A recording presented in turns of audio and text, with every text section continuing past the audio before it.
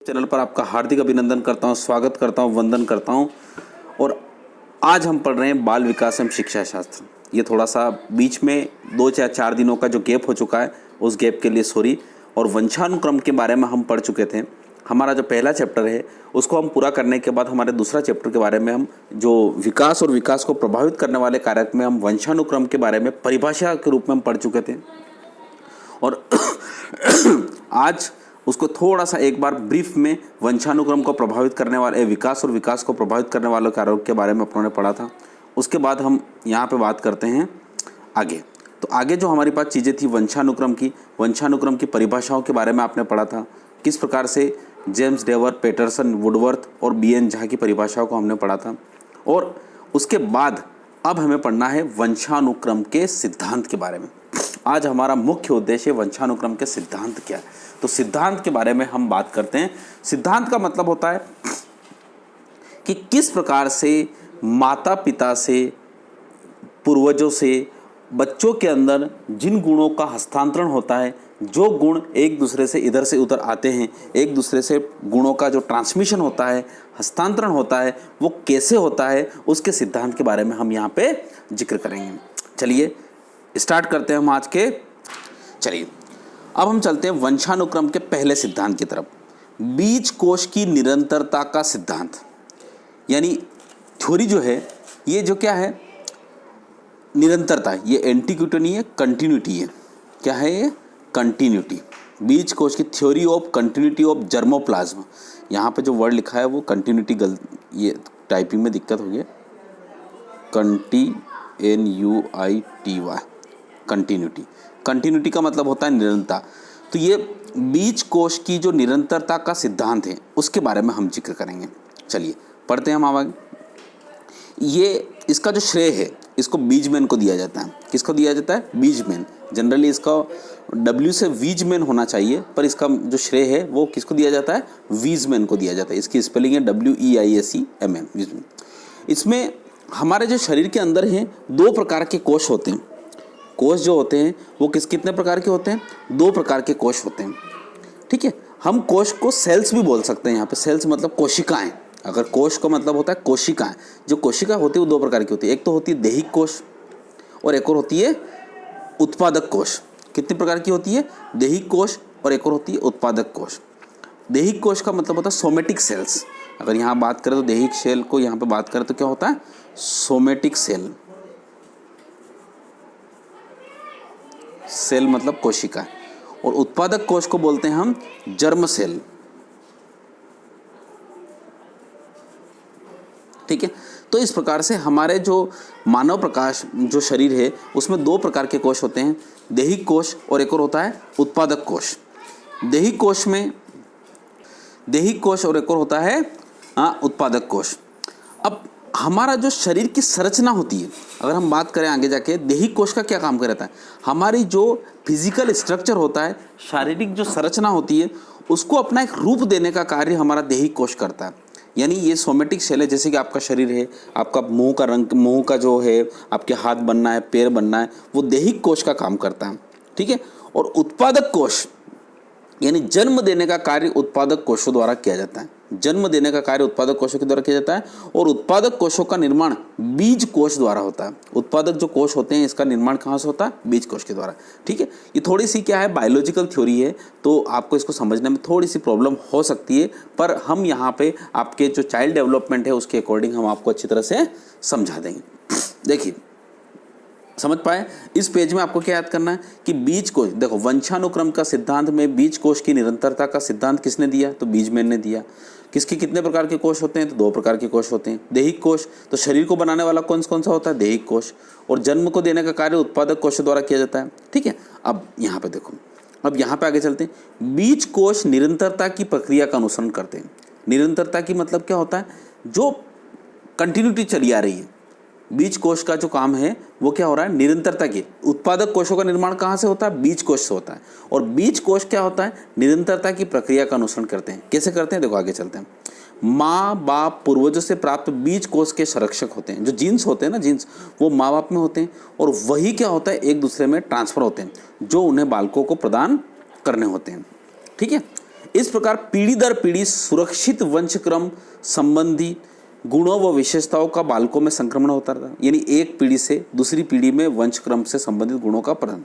ठीक है, इसी कारण मानव की संतान मानव होती है और पशु पक्षियों की संतान पशु पक्षी होती है। यही है, यानी हमारे जो गुण हैं वो माता पिता मतलब जो मानव के गुण हैं वही हमारे अंदर पीढ़ी दर पीढ़ी चलते आ रहे हैं। ठीक है, ठीक है, आगे चलिए। बीच में जो आने वाली पीढ़ियां होती है उनके गुण व विशेषताएं नई पीढ़ी में हस्तांतरण नहीं होते हैं। यहाँ पर यह कहना चाहता है थोड़ी सी देर के लिए कि जो बीच में देखो इस कोश का देखो साहब, यहाँ पे जो वंशानुक्रम के सिद्धांत है उनमें सब में लगभग थोड़ा थोड़ा विरोधाभास भी है। तो बीज कोश की निरंतरता का सिद्धांत ये कहता है कि अगर हमारी एक पीढ़ी चली आ रही है और उस पीढ़ी के बीच में कुछ परिवर्तन हुआ, अब परिवर्तन जैसे कि यहाँ पे उदाहरण के लिए हम बताएंगे सही, फिर भी थोड़ा परिवर्तन हुआ। पिताजी ने क्या किया कि मिथुन चक्रवर्ती जैसे बाल बनाना शुरू कर दिए, ठीक है, और बाल को इस प्रकार से कर दिया, तो वो ये बोलते हैं कि ये जो गुण है ये फिर उसके अगली पीढ़ी में हस्तांतरित नहीं होंगे। ऐसा नहीं कि ये गुण जो पुराने जो गुण हैं या इस प्रकार से जो पीढ़ी दर पीढ़ी चला रहे वही, अब बीच में अगर कोई भी गुण आ चुका है नया या गुण उसने विकसित कर दिया, अर्जन कर लिया। ध्यान रखें यहाँ पे सबसे बड़ा शब्द है कि आपने अगर मध्य में किसी पीढ़ी ने किसी गुणों का अर्जन कर लिया है, गुण को प्राप्त कर लिया है, तो वो गुण नई पीढ़ी में हस्तांतरित नहीं होते हैं। यानी पूर्वजों के गुण ही जो पुराने चले आ रहे होते हैं। और इसकी पुष्टि के लिए ध्यान रखिए, इस पुष्टि के लिए मतलब चूहे पर प्रयोग किया उन्होंने। फिर से समझते हैं इस बात को, क्या हुआ देखो क्या हुआ। ये बीज कोश की निरंतरता का सिद्धांत ये बोलता है कि हमारे पूर्वजों के बीज कोश में जो गुण होते हैं वही गुण पीढ़ी दर पीढ़ी हस्तांतरित होते हैं। अगर यहाँ पर किसी पीढ़ी में अगर कुछ गुणों का अर्जन कर लिया गया है, वो गुण इस पीढ़ी में ट्रांसफर नहीं होते हैं। ये बात यह निरंतरता का सिद्धांत कहता है। ठीक है, आगे चलते हैं हम। हमारे पास चूहे पर प्रयोग किया, अब चूहे पर प्रयोग किया और क्रो का प्रयोग भी किया है। पे चूहे का प्रयोग क्या किया, देखिए चूहे के प्रयोग के बारे में बात करते हैं।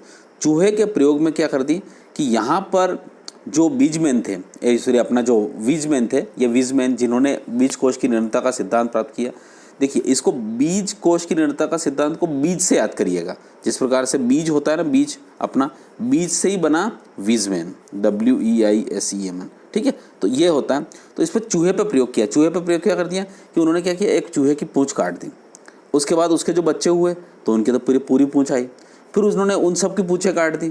उसके बाद क्या हुआ, फिर उनके सबके पूरी पूंछ आई। तो इस प्रकार से यहाँ पे उन्होंने सिद्ध किया कि जिस प्रकार से उन्होंने बीज की किसी पीढ़ी के किसी अंग को काटा या कुछ किया या उसमें बदलाव लाने की कोशिश करी, पर उसका वो गुण उसके क्या हुआ अंदर, मतलब उसके दूसरी पीढ़ी में ट्रांसफर नहीं हुआ। ठीक है, एक प्रयोग ये किया। उसी प्रकार से एक और प्रयोग किया था उन्होंने कि उन्होंने ये बताया कि जैसे अगर कोई लूले लंगड़े माँ बाप होते हैं, जैसे माँ बाप के हाथ पैर नहीं होते हैं, तो ज़रूरी नहीं है कि उसके जो उसने संतान पैदा होगी वो भी लंगड़ी होगी, नहीं, वो नहीं होगी।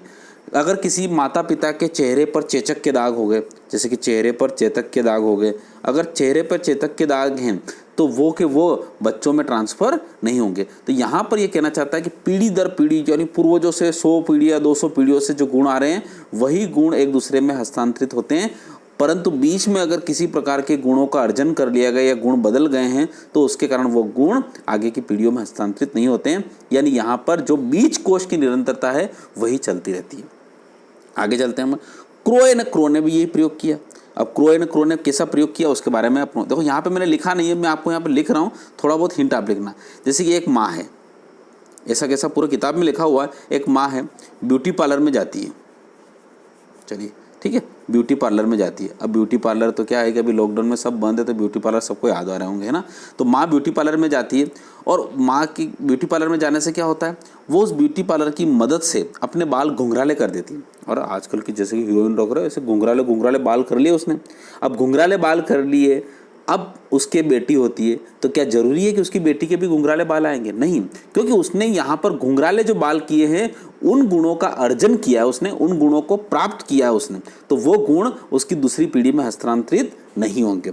तो क्रो ने क्या किया, इस प्रकार से किया, मतलब ब्यूटी पार्लर के प्रयोग। ठीक है, तो यहाँ पे क्रो का प्रयोग है माँ का ब्यूटी पार्लर घुंघराले बाल, बस इतना से याद रखना, अपने आप आ जाएगा। और एक और प्रयोग क्रो ने किया था कुशल बढ़ई। बढ़ई का मतलब होता है कारपेंटर, जो कारपेंटर होता है ना, उस कारपेंटर के ऊपर प्रयोग किया उसने।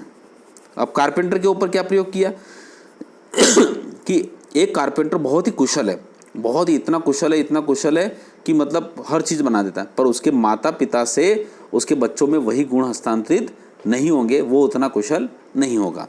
तो इस प्रकार के प्रयोग किया, किसने किया? Crow and crow. तो क्रो एंड क्रो ने क्या प्रयोग किया? दो प्रयोग किया, एक तो माँ ब्यूटी पार्लर घुंघराले बाल, और एक और प्रयोग किया कुशल बढ़ई, ठीक है। और एक और जो विजमैन था उसने कौन सा प्रयोग किया? चूहे पर किया, ठीक है। समझ में आया? तो ये है बीज कोश की निरंतरता का सिद्धांत। देखो यहाँ पे मैं अगर एक लाइन में कहा जाऊं तो मैं ये कहता हूं कि माँ बाप और पूर्वजों से प्राप्त बीज कोश के जो में संरक्षक होते हैं, बीज कोश मतलब जो जीन्स आ रहे हैं निकल के, वही जीन्स एक दूसरे में ट्रांसफर होते हैं। जो गुण बीज की पीढ़ी ने अर्जन किए हैं वो दूसरे गुण वो ट्रांसफर या हस्तांतरित नहीं होते हैं, ठीक है। अब यहाँ पे सही ढंग से देखें तो यहाँ पर एक पूरी तरह से यहाँ पे जो सारांश लिखा गया है वो सारांश देखिए। अतः विकास के लिए उन आधारभूत योग्यताओं और क्षमताओं का ही वंशक्रम धरोहर के रूप में नई पीढ़ी को हस्तांतरण जो बीज कोश में सुरक्षित रहती है। यानी यहाँ पे क्या बोला उसने, फिर से देखो विकास के लिए, विकास का मतलब होता है एक जो आदमी है, जो बच्चा जन्म ले रहा है, जन्म के बाद वो धीरे धीरे उसका जो विकास हो रहा है, उस विकास के लिए, है ना, उन आधारभूत योजनाओं को और क्षमताओं का ही वंशक्रम और धरोहर के रूप में नई पीढ़ी को हस्तांतरित होता है। यानी वही योग्यताएं होती है और वही क्षमताएं होती है जो बीज कोश में सुरक्षित है। बीज कोश मतलब जहां पर जो अंडाणु शुक्राणु हुए वहां पर सुरक्षित है, वही बढ़ती है। किसी भी अवस्था में अर्जित कुशलताओं को, ज्ञान या अनुभव या रुचियां या अभिवृत्तियों का पीढ़ी दर पीढ़ी हस्तांतरण नहीं होता है। जो भी ज्ञान आपने यहाँ पर अर्जित किया है, जो भी अनुभव किया है, जो भी रुचियां हैं, जो भी अभिवृत्तियां हैं, वो सारी की सारी ट्रांसफर पीढ़ियों में नहीं होती है। यही इस नियम का सिद्धांत, ठीक है। समझ पाए? बीज कोश की निरंतरता का सिद्धांत। आगे चलते हैं अपन। गाल्टन का बायोमेट्री सिद्धांत बहुत ही प्यारा है ये भी, गाल्टन का। देखिए 5 सिद्धांत हैं गाल्टन्स बायोमेट्री थ्योरी। वंशक्रम के लिए वर्तमान माँ बाप ही नहीं बल्कि बालक के सभी पूर्वजों का योगदान रहता है। ये किसकी थ्योरी के अंतर्गत आता है? तो ये होता है गाल्टन का बायोमेट्री सिद्धांत। ध्यान से सुनना। इसका मतलब होता है अगर आदमी के माँ बाप जैसे कि माता और पिता के ही गुणों को कारण बच्चा जो होता है उसमें गुण नहीं आता है, उसमें क्या होता है, उसके जो 4 पेरेंट्स है, 4 पेरेंट्स जिसको हम बोलते हैं दादा दादी, नाना नानी और उनके भी दादा दादी, नाना नानी, ये पूर्वज जो कहलाते हैं, उन सबका कंट्रीब्यूशन रहता है, ठीक है। इसको एक समीकरण से पढ़ेंगे हम। देखो समीकरण यहाँ पे बनी हुई है एक पूरा, इसको ध्यान से पढ़ेंगे, ध्यान से समझ लीजिएगा। ये इंग्लिश में लिखा होगा पर मैं आपको अच्छी तरह से यहाँ पे समझा देता हूँ, ठीक है। राइट हैंड साइड में देखिए ये टोटल इनहेरिटेंस लिखा है ना, टोटल इनहेरिटेंस। टोटल इनहेरिटेंस का मतलब होता है कुल वंशक्रम, कुल वंशक्रम या वंश के जो गुण होते हैं वो उसके बारे में बात कर रहा है। यानी अगर एक गुण है, मतलब अगर थोड़ी देर के लिए एक को मान लें 100%, यानी 100% गुण अगर किसी बच्चे में आ गए हैं इनहेरिटेंस के, तो उन 100% में उसके किस किस का योगदान है। तो अब यहाँ पे ऊपर चलते हैं, सबसे पहले ऊपर की लाइन में क्या लिखा है, 1/2 कंट्रीब्यूशन ऑफ पेरेंट्स। इसका मतलब क्या हुआ? इसका मतलब यह हुआ कि अगर एक गुण अगर है तो उसमें से आधा गुण है वो किसके द्वारा आता है?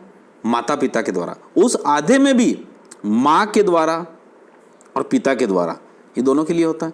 तो माँ से आता है 1/4 और पिता से आता है 1/4, यानी 54 दोनों से आता है। यानी माता से वंशक्रम का जो हस्तांतरण होता है 1/4 होता है और पिता से भी 1/4 होता है, और इन दोनों को जोड़ोगे तो 1/2 हो जाता है। तो इस प्रकार से 1/2 कंट्रीब्यूशन ऑफ पेरेंट्स, यानी माता पिता से आधा कंट्रीब्यूशन होता है। समझ पाए? आगे चलते हैं, आगे चलते हैं।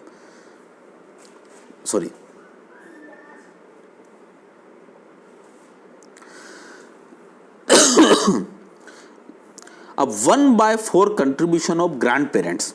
यहां पे 1/4 का मतलब क्या हो रहा है? 1/4 कंट्रीब्यूशन होता है ग्रैंड पेरेंट्स से। अब यहाँ पे 1/4, 1/4 का मैं क्लासिफिकेशन करता हूँ। ग्रैंड पेरेंट्स का मतलब होता है उसके दादा दादी, नाना नानी। तो देखो दादा दादी, ठीक, नाना और नानी, ये सभी होते हैं उसके ग्रैंड पेरेंट्स। ग्रैंड पेरेंट्स ऐसे नहीं होता है कि केवल दादा दादी होते हैं भाई, माता की तरफ से तो उसके पापा मम्मी हो गए, और इधर से मम्मी की तरफ से पापा की तरफ से मम्मी पापा हो गए, और मम्मी की तरफ से भी उसके पापा मम्मी हो गए, तो मम्मी की तरफ से नाना नानी और पापा की तरफ से दादा दादी, तो ये चारों जो हैं वो ग्रैंड पेरेंट्स कहलाते हैं। अब इसमें 1/4, ये 1/4 कैसे बनता है? 1/16 से 1/16 दादा का, 1/16 दादी का, 1/16 नाना का, और 1/16 आपकी नानी का। इस प्रकार से वंश क्रम का हस्तांतरण होता है। तो 1/16, 1/16 और 1/16 और 1/16 चारों को जोड़ेंगे तो होगा 4/16, और 4/16 को काटेंगे तो हो जाएगा 1/4। 1/4 मतलब 54, 25%। तो ध्यान से सुनिए, अगर सही ढंग से देखा जाए तो यहाँ पर जो चीज़ें हो रही है वो इस प्रकार से हो रही है कि अगर 100% पिताजी को अगर हस्तांतरण गुणों का हुआ है तो उसमें से 50% तो किसका हुआ? माता पिता का। और उसके बाद 25% जो हुआ, 25% मतलब 1/4, 1/4 किससे हुआ? उसके ग्रैंड पेरेंट्स से। तो 75% यहाँ हो गया। उसके बाद यही चीज़ फिर घटते क्रम में चली जाएगी। 1/8 contribution of great grand parents. अब ग्रेट ग्रैंड पेरेंट्स का मतलब होता है उसके दादा के भी पिताजी, उसके दादी के भी पिताजी, उसके फिर नाना के भी पिताजी, उसकी नानी के भी पिताजी। इस प्रकार से 1/8 कंट्रीब्यूशन कहाँ से होगा? उसके ग्रैंड पेरेंट्स से होगा। और उसके बाद इसी घटते क्रम में contribution of great great grand parents, यानी उसके जो दादा के भी दादी। देखो अब यहाँ पे तो चीज़ें बड़ी खतरनाक हो रही है। देखो कैसे हो रही है, देखो ये दादा, ये दादी। अब दादा के भी पिताजी होंगे, दादी के भी पिताजी होंगे, अब इस पिताजी के भी पिताजी होंगे और उसके भी नाना जी होंगे। तो इस प्रकार से जो हो रहा है ये इस प्रकार से हो रहा है। यहाँ से 1/8 आता है, उस प्रकार से फिर 1/16 आता है, और इस प्रकार से धीरे धीरे धीरे। तो यहाँ पर जो हो रहा है, फिर से मैं बता दूं यहाँ पर कि 100% में 50% तो माता पिता का होता है, 25% उसके दादा दादी नाना नानी, इन चारों का होता है। मतलब 6 लोग मिलकर यहाँ पे 75% वंशानुक्रम को हस्तांतरित कर चुके हैं। और बचा हुआ 25% जो उसके दादा दादी नाना नानी के और दादा दादी, मतलब पुराने जितने भी पूर्वज हैं, वो सब मिलकर 25% गुण आते हैं, और इस प्रकार से 100% गुणों का हस्तांतरण हो जाता है। ये गाल्टन बोलते हैं। समझ पाया पूरी तरह से? अगर कहीं कोई दिक्कत हो तो कमेंट में बोल देना कि हमें चीज़ समझ में नहीं, मैं फिर आपको बताऊंगा। समझ पा रहे हो ना? अगर बच्चों में 100% गुणों का हस्तांतरण होना है तो उसमें से 50% उसके माता पिता से आते हैं, 25% उसके दादा दादी नाना नानी ग्रैंड पेरेंट्स से आते हैं, और बचे हुए उसके पूर्वजों से आते हैं। ठीक है, इतनी बात समझ पाए? चलिए, इस प्रकार के क्वेश्चंस भी एग्जाम में आते हैं कि भाई गाल्टन के बायोमेट्रिक सिद्धांत में उसके दादा दादी नाना नानी से कितने % गुणों का हस्तांतरण होता है? तो 1/4 यानी 25% गुणों का हस्तांतरण होता है। ठीक है, अब चलते हैं अपन मेंडल का वंश क्रम का सिद्धांत, Mendel's theory of heredity, heredity के सिद्धांत के पास चलती। ये ऑस्ट्रेलिया निवासी थे ग्रेगर मेंडल। ये पादरी भी थे, चर्च जो रहता है जैसे हमारे यहाँ मंदिर में पुजारी होते हैं, ठीक है, तो इस प्रकार से क्रिश्चियन जो होते हैं वहाँ चर्च होती है, चर्च में जो पूजा करने वाला होता है उसको बोलते हैं पादरी। और विख्यात वनस्पति शास्त्री भी थे। ठीक है, इन्होंने मटर की प्रजातियों के संक्रमण को लेकर चर्चित रहे। ठीक है, और उन्होंने इस प्रकार से वंशानुक्रम को यहाँ पर जो वंशानुक्रम को जो बताया वो मटर की दानों को लेकर बताया। अब उन्होंने क्या किया, मटर की 2 किस्मों, लंबी किस्म और एक और छोटी किस्म, जैसे कि मटर की किस्में होती है भाई, एक तो बड़ी लंबी फरी आवे ने एक छोटी फरी आवे। अब देखा होगा ना पीस मटर की फरी, इसमें से 4 5 6 7 दाने निकल रहे हैं, इसमें से कि भी दाने तो इतने निकलते हैं पर इसमें बड़े बड़े दाने निकल रहे हैं, और इसमें कितने निकल रहे हैं? छोटे निकल रहे हैं। तो इस प्रकार से मटर की 2 किस्मों को लेकर यहाँ पर उन्होंने प्रयोग किया। अब उन 2 किस्मों को, एक तो लंबी थी एक छोटी थी, इसके ऊपर क्या प्रयोग किया ध्यान रखिएगा। देखो यहाँ पे बिल्कुल आराम से देखिएगा, कहीं कोई दिक्कत नहीं, इसके साथ जाइए और इसके निष्कर्ष पे हम बात करेंगे फिर क्या हो रहा है। उन्होंने ये कहा, क्या कहा कि एक लंबी मटर ली, लंबी को उसने टी बोला और बोनी को बोला एस। एस मतलब होता है स्मॉल, तो एस को बोलते हैं, टी को बोलते हैं टाल जो ऊपर लिखा ही हुआ है, और एस को बोलते हैं शॉर्ट। तो लंबी और छोटी 2 वर्जन। अब उन्होंने क्या किया, इन 2 बीजों को साथ में बोया, साथ में बोया मतलब एक ही खेत में बो दिया, इसके भी एक बीज बो दिया, इसका भी एक बोझ बो दिया। अब उससे जो बीज उनको प्राप्त हुए, उससे जो बीज प्राप्त हुए और उन बीजों को फिर बोया, तो ध्यान रखिएगा, प्रथम पीढ़ी में सारे लंबे के लंबे हुए। इसका मतलब होता है जो बोनी जो चीज़ थी, बोने जो थे, बोने का मतलब होता है बोने मटर थे, वो बोने मटर तो वहाँ नजर ही नहीं आ रहे। समझ पा रहे हो ना? यानी यहाँ पे आधिपत्य किसका रहा? लंबे का। यानी पहली पीढ़ी से गुणों का हस्तांतरण हुआ लंबे का। इसको यहाँ पे अपन आखिरी में जाके निर्धारित करेंगे कि ऐसे कैसे हो रहा है। उसके बाद जब पहली पीढ़ी के बाद अब यहाँ पे सभी वर्ण संकर और लंबे हो गए, यानी यहाँ पे हाइब्रिड हो चुका है, मतलब मिक्सअप हो चुका है। देखिए, बोने और लंबे दोनों के बीजों को मिश्र करके जब बोया गया तो उससे सारे जो हुए हैं वो क्या हुए? लंबे बीज हुए। अब इनको फिर बोया गया तो इससे क्या प्राप्त हुआ कि 3 तो लंबे हुए और एक छोटा हुआ। समझ पा रहे हो ना मेरी बात को अच्छी तरह से कि समझ पा रहे हो? यहाँ पे क्या हुआ, अगर आप थोड़ी देर के लिए यहाँ पर एक बीज लंबा और एक छोटा, 2 बीज बोए, तो यहाँ पर सारे क्या हो गए? लंबे हो गए। और इन लंबे बीजों को अगर अगली बार फिर बोया गया द्वितीय पीढ़ी में, तो यहाँ पर अगर 4 अगर मटर की आई है फरी, तो उसमें से क्या हुआ? 3 तो बड़ी है और एक छोटी है। समझ पा रहे हो? अब उसके बाद ये जो बड़ी है, ये भी बड़ी है, ये भी बड़ी है, इन तीनों से और इससे भी, इनसे फिर मटर को उगाया गया। तो यहाँ पर जो सबसे पहले बड़ी थी उससे सभी लंबे आए, उसके बाद सबसे जो छोटी थी उससे 3 बड़े आए। ध्यान रखिएगा, क्योंकि 3 बड़े आए और एक छोटा है। और उसके बाद एक और तीसरी थी, उससे भी 3 बड़े और एक छोटा है। और जो छोटी थी उससे चारों के चारों छोटे आ गए, सारे बोने आ गए। इसका मतलब ये हुआ कि इस प्रकार से वंशानुक्रम चलता है। तो वंशानुक्रम में जैसे कि माता के गुण और पिता के गुण, ये से समझिए, अगर ये माता के गुण और पिता के गुण, तो माता के गुण से पिता के गुण, यहाँ पर वही गुण हस्तांतरित होंगे जिसका आधिपत्य रहेगा, जिसका यहाँ पे क्या रहेगा? चर्चा में रहेगा। यानी जो हम यहाँ पे एक शब्द इस्तेमाल करेंगे प्रभावशीलता या प्रधानता के बारे में रहेंगे। तो यहाँ पे समझ में आया? देखिए, इन सब इस चित्र को पूरी तरह से दिमाग में बिठाइए।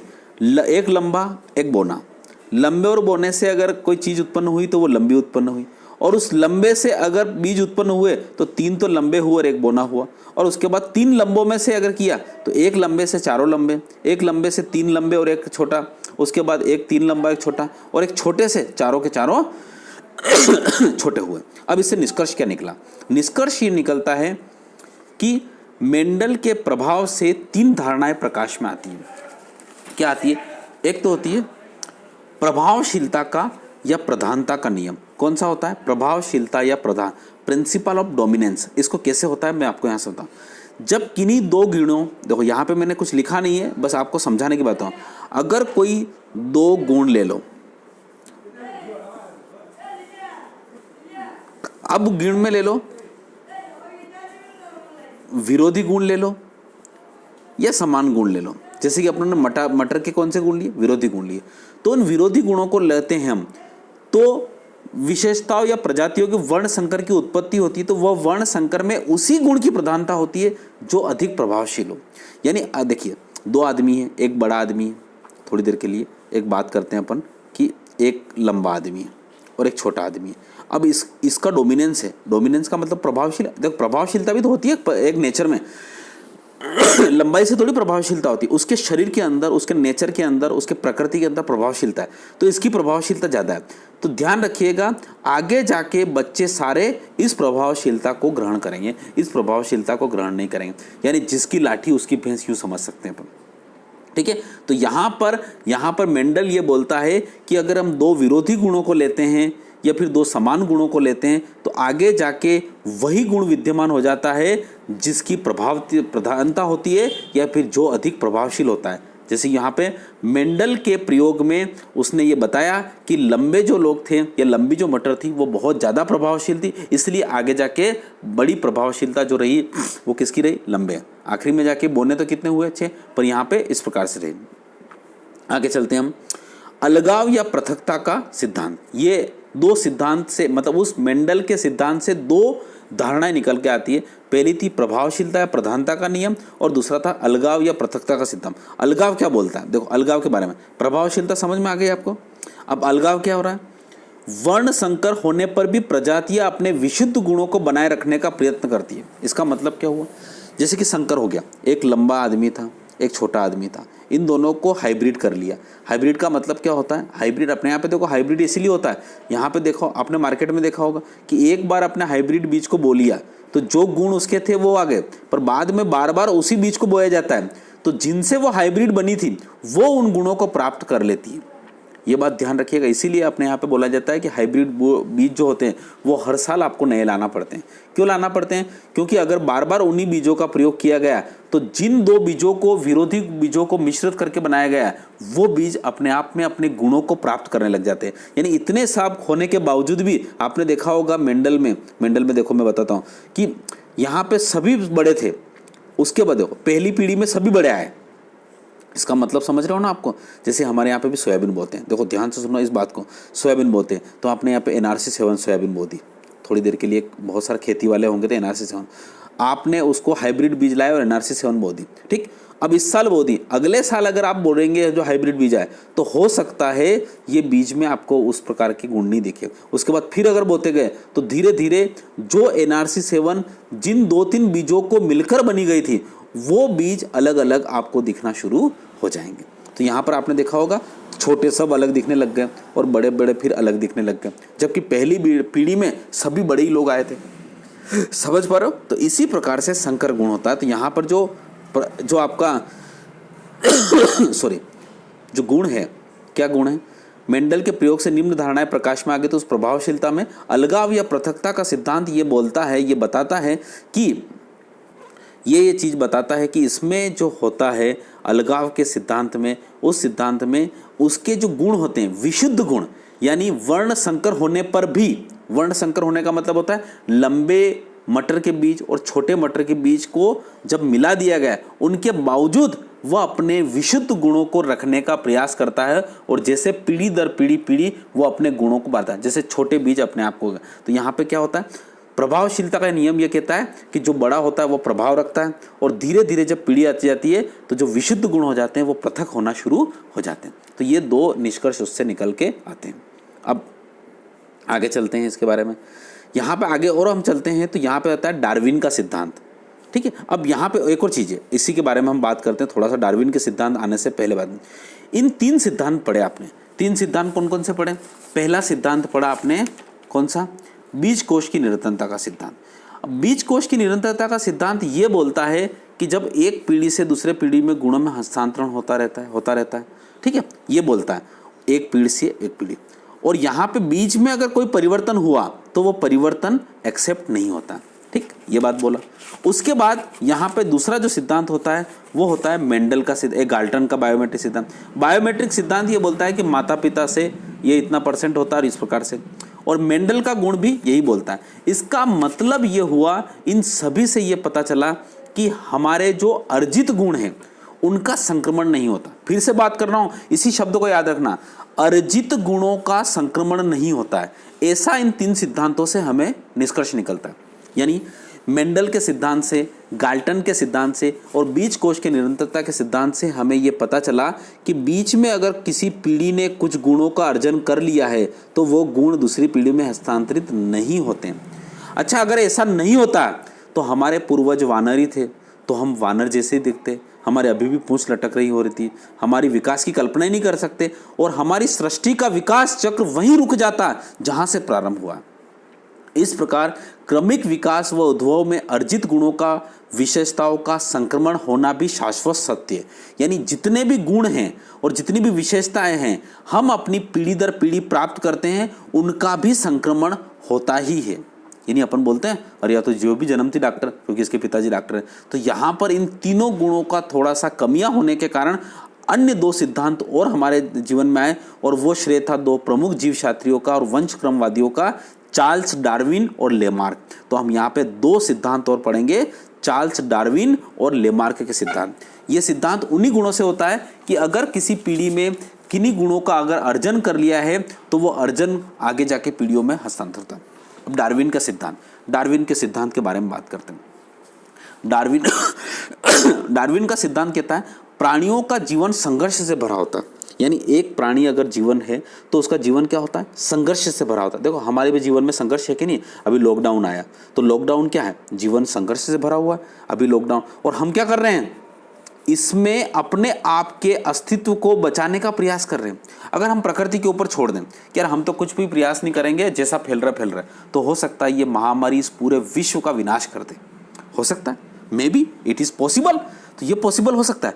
तो हम क्या कर रहे हैं, प्राणी, डार्विन ये बोलता है कि प्राणी हमेशा अपने जीवन से संघर्ष करता रहता है। देखिए अभी इस साल हमारे यहाँ पे अतिवृष्टि हुई। उस अतिवृष्टि के कारण हमने देख लिया कि किस प्रकार से हमें बचाना है। तो हमारे जो घर थे, हमारे जो बाड़े थे, उन्होंने पत्थर वत्थर भर के उसको कर दिया।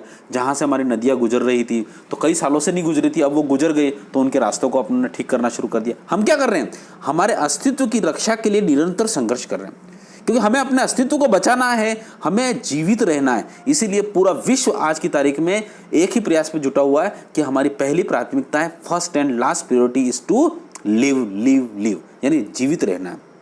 ठीक है, तो हम डार्विन भी यही बोल रहा है।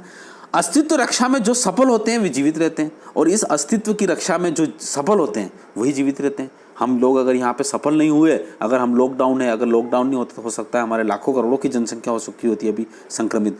तो हम क्या कर रहे हैं, अस्तित्व की रक्षा में जो सफल होते हैं वही जीवित रहते हैं, और वही जीवित रहते हैं जो प्रजातियाँ संक्रमण करने में असफल रहती हैं। संक्रमण का मतलब होता है यहाँ पे परिवर्तन करने में, परिवर्तन का मतलब होता है ट्रांसमिशन करने में। जो कि नहीं भाई ओ बीमारी तो फैलती रहेगा, जो होगा देखो जाएगा, मुँह तुम्हारी यूज़ काम करूँगा यूज़ करो, इस प्रकार की अगर चीज़ें होती है तो इसका मतलब होता है वो फिर प्रजातियाँ क्या हो जाती है, धीरे धीरे विलुप्त हो जाती है। आपको पता है कई सारी पशु पक्षियों की प्रजातियाँ विलुप्त होगी, कई सारी जानवरों की प्रजातियाँ विलुप्त हो गई। क्यों? क्योंकि वह अपने आप को यहाँ पर इस माहौल में ढालने में असफल हुए।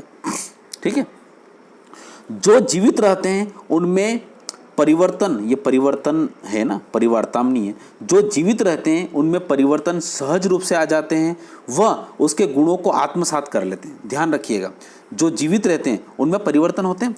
अब परिवर्तन होते हैं तो उन गुणों को वो आत्मसात कर लेते हैं। जैसे हमारे यहाँ पे पहले इतनी गर्मी नहीं पड़ती थी, आज गर्मी पड़ने लगी, तो धीरे धीरे हम उसको एडजस्ट कर रहे हैं, अपने आप को बचाने के लिए प्रयास कर रहे हैं। ठीक है, और यही परिवर्तन स्वाभाविक रूप से वंशक्रम धरोहर के रूप में आने वाली पीढ़ियों को हस्तांतरित होता है, और हम यही गुण हमारे बच्चों को भी हस्तांतरित करते हैं। भाई एक चीज़ है, एक आदमी है, अगर वो साउथ में रह रहा है तो साउथ में क्या होता है, गर्मी बहुत ज़्यादा होती है, तो उसके माता पिता उस गर्मी को सहन करने की आदत बना चुके हैं, तो उससे जो बच्चा पैदा होता है उसके अंदर भी वो स्वाभाविक रूप से वो गुण आ जाते हैं। ऐसा डार्विन बोलता है, क्योंकि उसके पिछले जो 3 गुण थे, आपके जो मेंडल का सिद्धांत था, आपका गाल्टन का सिद्धांत था, और आपका बीच कोष का सिद्धांत था, वो बोल रहे थे कि बीच में जो परिवर्तन करते हैं वो परिवर्तन बच्चों में हस्तांतरित नहीं होते हैं। पर ये डार्विन ने गलत सिद्ध किया और ये बताया कि अगर ऐसा होता तो हमारा वंशक्रम वहीं रुक जाता, हमारा विकास ही नहीं होता, और हम भी बंदर की तरफ फुदक रहे होते अभी तक। ठीक है, तो वंशक्रम धरोहर के रूप में आने वाली पीढ़ियों को हस्तांतरित करते हैं, ये डार्विन ने बताया। क्या समझ पाए आप डार्विन के सिद्धांत को? डार्विन का सिद्धांत यही बोलता है कि हर आदमी अपने अस्तित्व को बचाने के लिए हमेशा संघर्ष कर रहता है, और जो इस संघर्ष में जीवित रहता है, जो इसके प्रतिकूल परिस्थितियों में अपने आप को अनुकूलित कर देता है, अपने आप को समायोजित कर देता है, अपने आप को एडजस्ट कर लेता है, वही जीवित रहता है और अपने दूसरी पीढ़ी को, आने वाले जीवों को हस्तांतरित करता रहता है, वही गुण, यही डार्विन। और जो इसमें असफल होते हैं वो प्रजातियाँ ही विलुप्त हो जाती है। ये डार्विन का सिद्धांत है। अब आते हैं हम हमारे लास्ट सिद्धांत की तरफ, और वो सिद्धांत है लेमार्क का सिद्धांत। लेमार्क का सिद्धांत भी सेम ऐसा कैसा ही है, बस इसने ये थोड़ा सा अलग कहा है कि एक पीढ़ी द्वारा अर्जित गुणों व विशेषताओं को आने वाली पीढ़ियों में संक्रमण होता है। ये लेमार्क ने, उसने भी बोला जनरली क्या होता है, डार्विन ने भी बोला, पर डार्विन ने बोला कि जो इसमें अगर असफल होता है वो खत्म हो जाता है। यहाँ पे लेमार्क बोलता है एक पीढ़ी द्वारा अर्जित गुणों, जैसे कि मैं थोड़ी देर के लिए बैंकर हूँ, मैं एक टीचर हूँ, तो ध्यान रखिएगा मेरे बच्चे के अंदर वो टीचिंग के गुण आते रहेंगे। क्यों? क्योंकि वो देख रहा है, मुझे दिन भर देख रहा है वो गुण, तो धीरे धीरे उसके अंदर वो शिक्षा के गुण आते रहेंगे। तो इस प्रकार से एक पीढ़ी द्वारा अर्जित गुणों व विशेषताओं को आने वाली पीढ़ियों में संक्रमित करना या उसको पहुंचाना, ट्रांसफर करना, ये काम होता है। अगले बात करते हैं, सभी प्रजातियों में परिवर्तित विशेष में अपने आप को ठीक प्रकार से समायोजित करते रहने के लिए एक जन्मजात आंतरिक प्रवृत्ति होती है। ध्यान रखिएगा, हर आदमी को, फिर से पढ़ते हैं, सभी प्रजातियों में परिवर्तित परिवेश में, देखिए परिवेश हमारा दिन दिन बदलता है। क्या 2019 हमारा 2020 जैसा था? क्या 2020 2021 जैसा होगा? नहीं साहब, 2019 में इस बार तो शहनाइयाँ बज रही थी, यहाँ पे शादियाँ हो रही थी ना, ओ मेरे दोस्त की शादी है। आज का कुछ ना तो कहीं मानता वीरी ना कहीं नहीं वीरी, सब कुछ यहाँ पे। तो ये परिवर्तित परिवेश में अपने आप को ठीक प्रकार से किया। हम बहुत सारे लोग क्या होता है, वो घूमने फिरने की आदत थी, आज यहाँ 2 महीने से घर में बंद है, उसके बावजूद भी उन्होंने जी रहे हैं ना, जिसका मतलब होता है उस परिवर्तित परिवेश में अपने आप को ठीक प्रकार से उन्होंने क्या कर लिया, एडजस्ट कर लिया। और उस एडजस्ट करने की प्रवृत्ति जो होती है उसकी जन्मजात आंतरिक प्रवृत्ति होती है और उसकी मूलभूत आवश्यकता के रूप में पाई जाती है, यानी इसकी बेसिक नीड है। अगर वो उस बेसिक नीड को पूरा नहीं करेगा तो वो मर जाएगा। बहुत सारे अगर यहाँ पे लोग सोचेंगे नहीं यार मैं तो बाहर नहीं निकल सकते, तो कोई बात नहीं, ऐसे लोग मर जाएंगे, मैं तो कह रहा हूँ बिना कोरोना की मर जाएंगे वो, ठीक है। तो इस प्रकार की चीजें जो होती है वो मूलभूत आवश्यकताओं के रूप में पाई जाती है। प्रत्येक प्राणी समायोजन के लिए अपने व्यवहार और शरीर में परिवर्तन करता है। ध्यान रखिएगा, हर आदमी अपने शरीर में परिवर्तन करता है। यहाँ पर ध्यान रखिएगा, जिराफ की एक लंबी गर्दन होती है। मैं फिर से यहाँ पे एग्जाम्पल, पहले इस लाइन को समझ लेते हैं। प्रत्येक जो प्राणी होती है वो समायोजन का मतलब होता है एडजस्टमेंट के लिए अपने व्यवहार व शरीर में परिवर्तन करता है। ध्यान रखिएगा, अपना जो भी नेचर और शरीर में परिवर्तन, जैसा जैसा उसका शरीर होता है व्यवहार होता है परिवर्तन। जैसे हमारा शरीर में बाल उगना शुरू हो जाते हैं, हमारे जो बाल होते हैं, जो सर पे बाल होते हैं वो बाल अलग ढंग से होते हैं। ये क्या करता है, परिवर्तन हमारे जो एटमॉस्फेयर होता है उसके हिसाब से होता है। जो पहाड़ों के लोग होते हैं वो अलग होते आते हैं। अगर आप पहाड़ों में रहना शुरू कर देते हो तो वहाँ के जो एटमॉस्फेयर है, जहाँ पर आपको एडजस्ट करना है, जैसे आपको रहना है वैसे आपका शरीर बनता जाता है। अगर आप इंग्लैंड में चले जाओगे तो आप बिल्कुल एकदम गोरे चिट्टे हो जाओगे और वहाँ पे उसी प्रकार के चीज़ों को आप इस्तेमाल करने लग जाओगे और वहीं पर जैसे ही बन जाओगे आपका शरीर भी ऐसा हष्ट पुष्ट हो जाएगा पूरी इस प्रकार से। तो ये चीज़ें धीरे धीरे आप क्या करता है, हमारा शरीर समायोजन करके उसी में जैसा परिवर्तित होने लग जाता है। अगर हम परिवर्तित नहीं करेंगे तो हम खत्म हो जाएंगे, ठीक है। जिराफ की लंबी गर्दन इसका उदाहरण है। इसका मतलब क्या होता है, देखो जिराफ को क्या करना पड़ता है, खाना पड़ता है। जिराफ की गर्दन इतनी लंबी नहीं थी, हमारे पास विज्ञान इस बात का गवाह है कि जिराफ की जो गर्दन है वो इतनी लंबी नहीं थी। पर जिराफ जब जंगल में रहे तो उनको अपने खाने के लिए अपने मुंह को ऊपर उठाना पड़ता है। जैसे कि जिराफ है, ये जिराफ है, अब अपने को मुंह को ऊपर उठाना पड़ता है, तो धीरे धीरे जो पत्तियां होती है वो तो खा जाता है, अब और पत्तियों खाने के लिए उसको और मुंह उठाना पड़ता है, तो धीरे धीरे पीढ़ी दर पीढ़ी उसकी गर्दन क्या हो गई, आवश्यकता अनुसार लंबी हो गई। ध्यान रखिएगा। तो ये क्या किया, उस पक्षी ने धीरे धीरे उसमें समायोजन किया और उसके शरीर ने भी वैसा ही रूप धारण करना शुरू किया और उसका जो शरीर है वो इस प्रकार से रह गया। हमारा शरीर देखो, बंदर में देखो, आज वानर देखो और मनुष्य देखो, दोनों में परिवर्तन है नहीं, क्योंकि हम उसके पूर्वज हैं, पर फिर भी हमने हमारे हिसाब से जो चीज़ जरूरत नहीं थी वो चीज़, भाई हमें पूंछ की कोई आवश्यकता नहीं थी, पूंछ धीरे धीरे हमारी विलुप्त होती गई। हमारे इस प्रकार से हमें 4 पैरों से चलने की कोई जरूरत नहीं थी, हमारे 2 ही पैर पे चल रहे हैं, हमारे दोनों पैर हाथ अलग से स्वतंत्र हो गए। तो जिस प्रकार से धीरे धीरे हम क्या हुआ, हमारी पीढ़ी दर पीढ़ी में समायोजन करते रह गए। इस प्रकार से लेमार्क का यह सिद्धांत कहलाता है, ठीक है। तो यहाँ पर 5 सिद्धांत अपनों पढ़े, ये था हमारे वंशानुक्रम के सिद्धांत। अब इन सिद्धांत के बाद हम पढ़ते हैं हमारे बाल विकास के जो वंशानुक्रम के प्रभाव के बारे में हम पढ़ रहे हैं, उसमें हम पढ़ते हैं इसके नियम के बारे में। देखिए, सिद्धांत और नियम अलग होते हैं। सिद्धांत जो वैज्ञानिक ने दिया है और नियम का मतलब होता है उन सिद्धांतों के कारण जो चीज़ें निष्कर्ष निकला है। देखिए, जिन सिद्धांत, ये 5 सिद्धांत के बाद एक निष्कर्ष निकल के आए हैं, उन निष्कर्ष को हम बोलेंगे नियम। समझ पा रहे हो ना, समझ पा रहे हो यहाँ पे। तो अब नियम पढ़ते हैं। सबसे पहला नियम समानता का नियम। देखिए, मैं यहाँ पे आपको समझाऊंगा, यहाँ पे इसका कुछ भी मैंने डिस्क्राइब नहीं कर रखा है, मैं आपको जो बोलूँगा और बाय द वे कुछ लिखूंगा, आप अपनी कॉपी में लिखते जाए अपने समझने के लिए। समानता का नियम मतलब लॉ ऑफ सिमिलरिटी, ये बताती है कि माता पिता जैसे होते हैं वैसे के वैसे क्या होती है, संतान होती है। तो माता पिता से बच्चों के अंदर वैसे के वैसे गुण हो जाते हैं। वैसे जैसे बुद्धिमान माता पिता हैं तो बुद्धिमान माता पिता से बच्चे भी वैसे ही हो जाएंगे। अगर सामान्य बुद्धि के हैं तो सामान्य बुद्धि माता पिता से बच्चे भी वैसे हो जाएंगे। मंद बुद्धि से हैं तो मंद बुद्धि से वैसे हो जाएंगे। यानी ऐसा कहता है जशा माँ बाप वशा सोरसोरी, यानी इसको इस प्रकार से बोलते हैं। इंग्लिश में भी कहावत है, इंग्लिश में भी बोल देता हूँ यहाँ पे, लाइक बिगेट्स लाइक। क्या होता है, लाइक बिगेट्स लाइक, यानी जैसा माँ बाप वैसा छोरा छोरी, यानी इसको होते हैं। और हिंदी में बोलते हैं जैसे आप वैसी संतान, लाइक बिगेट्स लाइक, जैसे आप हो वैसे के वैसे चीज़ें बन जाएगी। तो ये समानता का नियम यहाँ पे होता है, ठीक है, समझ लिए। अब आप यहाँ पे होता है भिन्नता का नियम। भिन्नता का नियम यहाँ पे बात करते हैं अपन कि समानता के नियम के पूरक का है। यानी कभी कभी क्या होता है, जरूरी थोड़ी ना है कि वैसे समानता के नियम का पूरक, भिन्नता का नियम क्या है, समानता के नियम का पूरक है। पूरक का मतलब होता है यानी भिन्न, यानी बुद्धिमान माता पिता से अगर बच्चे अल्प बुद्धि के हो जाते हैं तो ये भिन्नता का नियम हो गया। अगर अल्प बुद्धि माता पिता से अगर बच्चा कुशाग्र बुद्धि का पैदा हो गया तो ये भिन्नता का नियम हो गया, ठीक है। और काले काले जो माता पिता हैं या श्वेत या श्याम वर्ण माता पिता से अगर गोरे गोरे बच्चे हो जाएं तो ये क्या हो गया, विभिन्नता का नियम हो गया। तो समानता का नियम और भिन्नता के नियम एक दूसरे के विपरीत हैं। अब आगे चलते हैं हम हमारे पास प्रत्यागमन का नियम। प्रत्यागमन का नियम क्या होता है, ध्यान रखिएगा। देखिए, समानता का मतलब होता है कुशाग्र बुद्धि से अल्प बुद्धि, और भिन्नता का नियम कुशाग्र बुद्धि से क्या होता है, कुशाग्र बुद्धि माता पिता से कुशाग्र बुद्धि वाले, और भिन्नता का नियम क्या हो गया, अल्प बुद्धि से कुशाग्र बुद्धि वाले। और प्रत्यागमन का मतलब होता है औसत की तरफ लौटना। किसकी तरफ होता है, औसत की तरफ लौटना।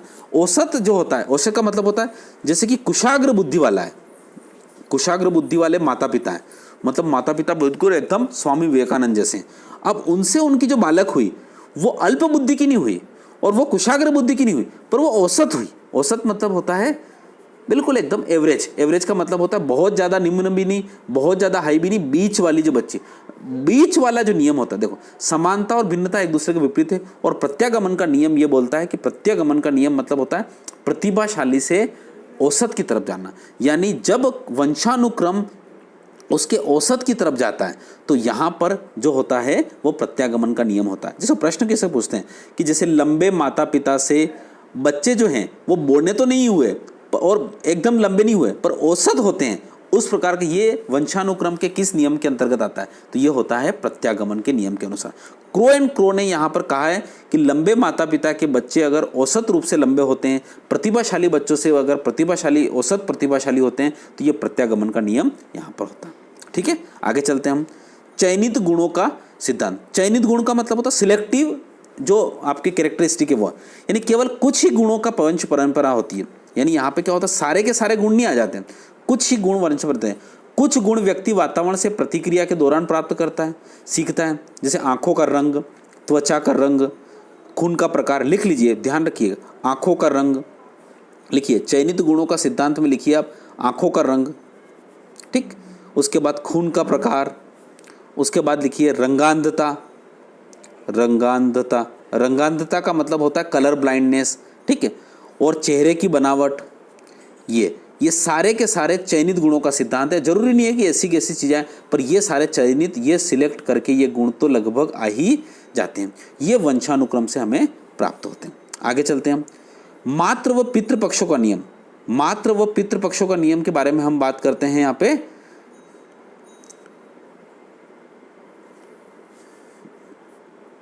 मातृ व पितृपक्षों का नियम क्या बात करता है,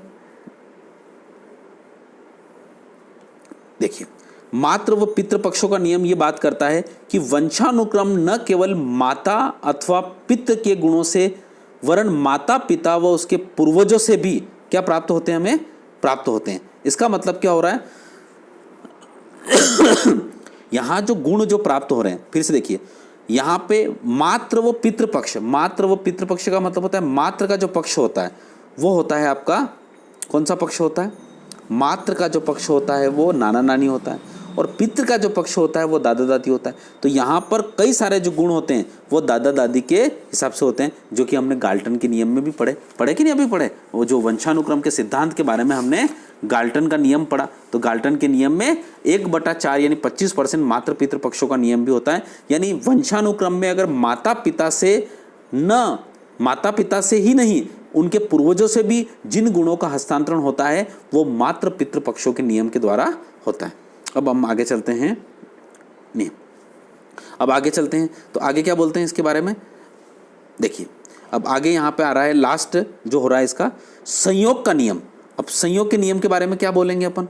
संयोग का नियम ये बोलता है कि बच्चों में जो गुण होते हैं वो क्या होते हैं, संयोग के कारण प्राप्त हो जाते हैं कभी कभी। संयोग का मतलब होता है, देखिए, कुल मिला के जो अंडाणु और शुक्राणु में जो जीन्स होते हैं, वो जीन्स जो होते हैं अपने, वो इधर से पितृक जिसको बोलते हैं अपन पितृक, उन पितरों में क्या होता है कि जो गुण माता पिता में सुस्त अवस्था में रहते हैं, सुप्त अवस्था में रहते हैं, माता और पिता में भी नहीं देखें, पूर्वजों में नहीं देखे, उसके बावजूद भी कई सारे बहुत उसके फोर पेरेंट्स के गुण जो होते हैं जो कभी आपने सोचे भी नहीं होंगे, उन गुणों को भी वो सुप्त अवस्था में कभी कभी वो संयोग के ऊपर जाता है।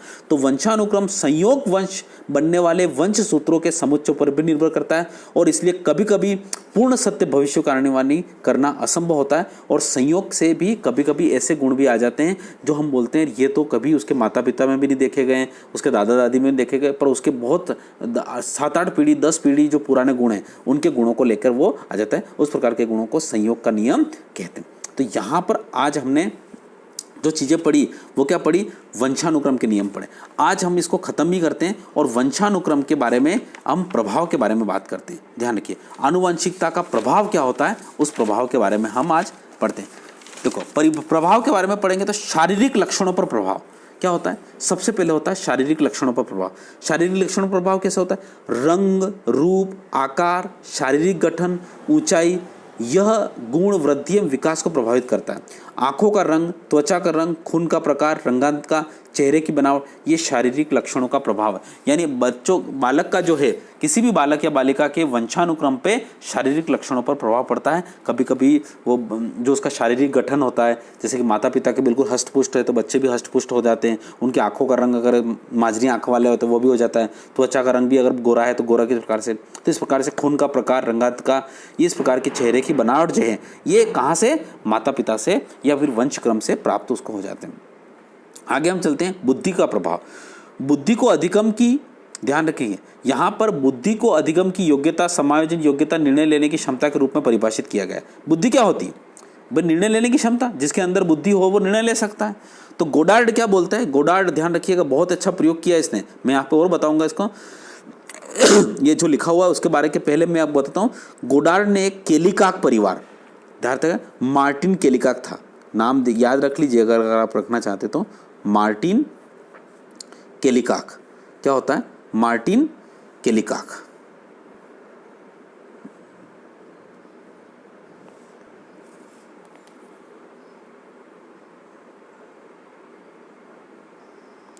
मार्टिन केलिकाक, मैं लिखता हूं नाम, मार्टिन केलिकाक। ये मार्टिन केलिकाक जो हैं इनका एक परिवार का अध्ययन किया तो उसको केलिकाक परिवार का अध्ययन बोलते हैं। क्या बोलते हैं, केलिकाक, केलिकाक परिवार का अध्ययन किया। उसमें क्या किया, मार्टिन केलिकाक एक सैनिक था। कहानी सुन लीजिए, मार्टिन केलिकाक क्या था, एक सैनिक था, और उस सैनिक ने 2 शादियां करी। उन 2 शादियों में एक तो महिला जो थी वो पहली मंद बुद्धि वाली महिला थी, और दूसरी जो महिला थी वो चरित्रहीन महिला थी। ध्यान रखिएगा, मार्टिन केलिकाक ने 2 शादियां करी। गोडार्ड का प्रयोग है, गोडार्ड के प्रयोग में इसने बताया कि उसने 2 शादियां करी, और एक तो मंद बुद्धि वाली थी और दूसरी चरित्रहीन वाली थी। तो उसमें ध्यान रखिएगा, पहली मंद बुद्धि जो फैमिली थी उससे उसने 496 वंशज का उसने अध्ययन किया, उसमें से 5 ही मतलब सही बुद्धि वाले निकले। ठीक, ध्यान सुनिए।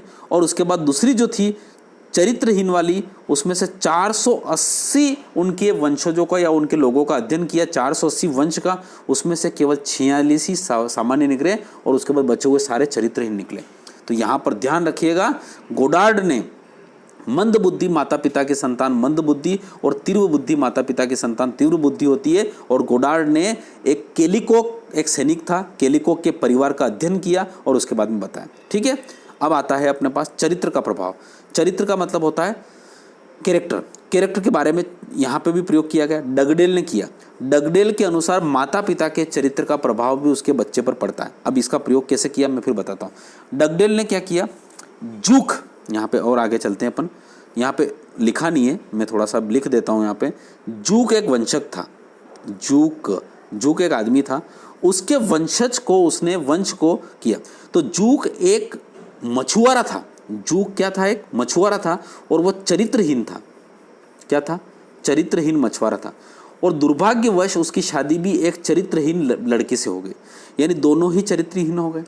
अब इसके बाद जो डगडेल था उसने इस जूक के सारे वंशों को, और कितने वंशज, ध्यान रखिएगा यहाँ पे 1200 वंशजों का अध्ययन किया। जूक के 1200 वंशजों का अध्ययन किया। देखो वंशज कैसे होते हैं, ध्यान रखिएगा, ऐसे नहीं होते हैं कि वंशज मतलब जैसे कि जूक का एक लड़का हुआ तो ये एक वंश हो गया। जुग के फिर 2 लड़के हुए, जो लड़के के भी 2 लड़के हुए, तो ये एक वंश हो गया, फिर एक ये वंश हो गया, इसके भी इसमें चले, फिर इसके भी इसमें चले, फिर इसके भी इसमें चले, तो इस प्रकार से चर घातांकी होती है।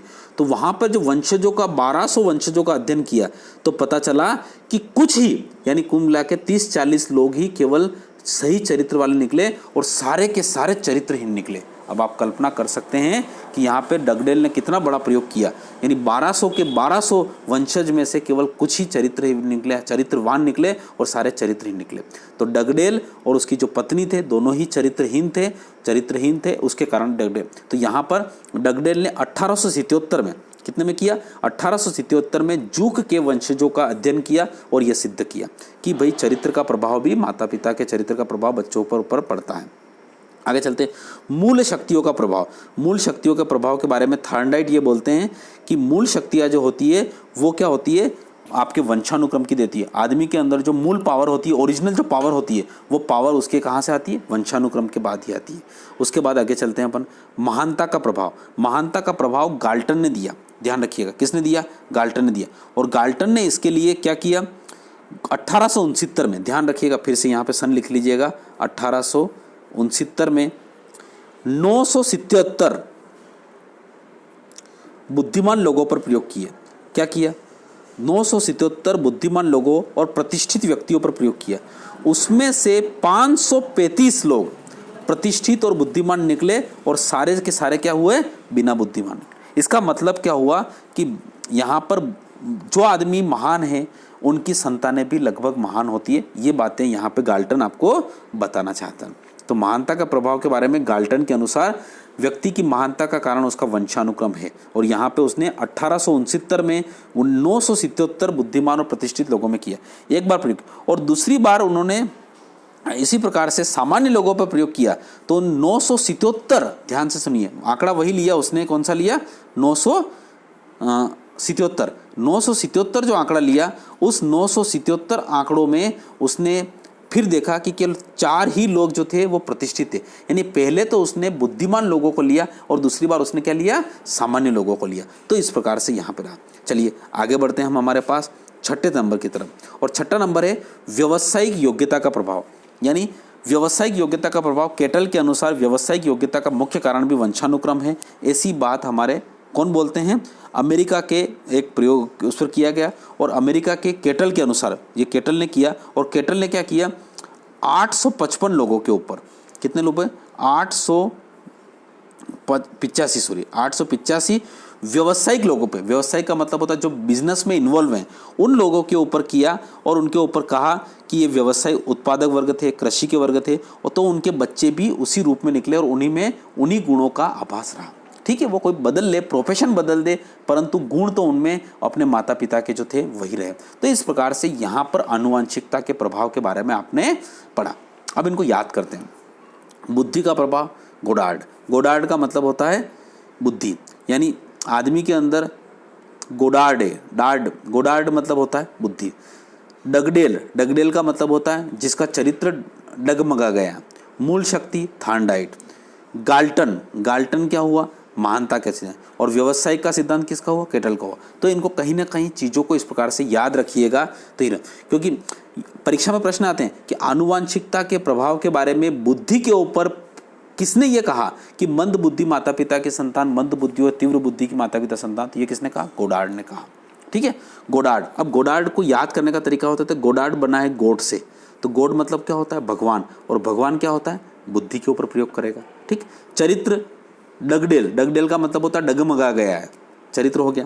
मूल शक्ति थॉर्नडाइट कैसे होगा, थॉर्नडाइट ने सीखने के नियम दिए, और सीखने से अपनों को क्या होता है, मूल शक्तियाँ प्राप्त होती हैं। गाल्टन किससे होता है, गाल्टन शब्द होता है ग्रेट से, किससे होता है, ग्रेट से, और ग्रेट मतलब क्या होता है, महानता। तो महानता के संबंध में किसने दिया, ग्रेट ने दिया, ग्रेट मतलब गाल्टन। और केटल का मतलब क्या होता है, व्यवसायिक। तो केटल का मतलब क्या होता है, पशु पक्षी। केटल का मतलब जानवर होता है, और जानवर का काम करना क्या होता है, व्यवसाय का काम होता है। तो व्यवसाय के संबंध में किसने दिया, केटल ने दिया। तो इस प्रकार से आप याद रखिएगा, ध्यान से सुनिए फिर से। बुद्धि के लिए गोडार्ड, चरित्र के लिए डगडेल, मूल शक्तियों का थॉर्नडाइट, महानता के लिए गाल्टन ग्रेट, व्यवसाय के लिए केटल मतलब पशु। तो इस प्रकार से यहाँ पे आनुवांशिकता के प्रभाव के बारे में आपने सीखा। ठीक है, तो इस सेशन को हम यहीं पे ख़त्म करते हैं। तो आज आपने देखो 2 सेशन में हमने आनुवंशिकता को ख़त्म किया। सबसे पहले आनुवंशिकता की परिभाषाओं के बारे में पढ़ा आप लोगों ने, आनुवंशिकताओं के परिभाषाओं के बारे में पढ़ा, उसके बाद आनुवंशिकता के सिद्धांत, फिर आनुवंशिकता के नियम और आनुवंशिकता के प्रभाव के कारण। ध्यान रखिएगा, किताबों में जो लिखा है मैं वही पढ़ा रहा हूँ, परंतु रोज़ इसको रिवाइज करोगे तो आनंद आएगा। ठीक है, आशा करता हूँ कि ये सेशन आपको अच्छा लगा होगा और बहुत अच्छा लगा होगा। मैं उम्मीद करता हूं कि इन चीज़ों को आप लाइक करिए, शेयर करिए और सब्सक्राइब करिए, और 19 सितंबर को जो हमारा पेपर है उसको हम फोड़ के रख देंगे, पूरी तरह से उसकी तैयारी करेंगे। Okay, thank you so much.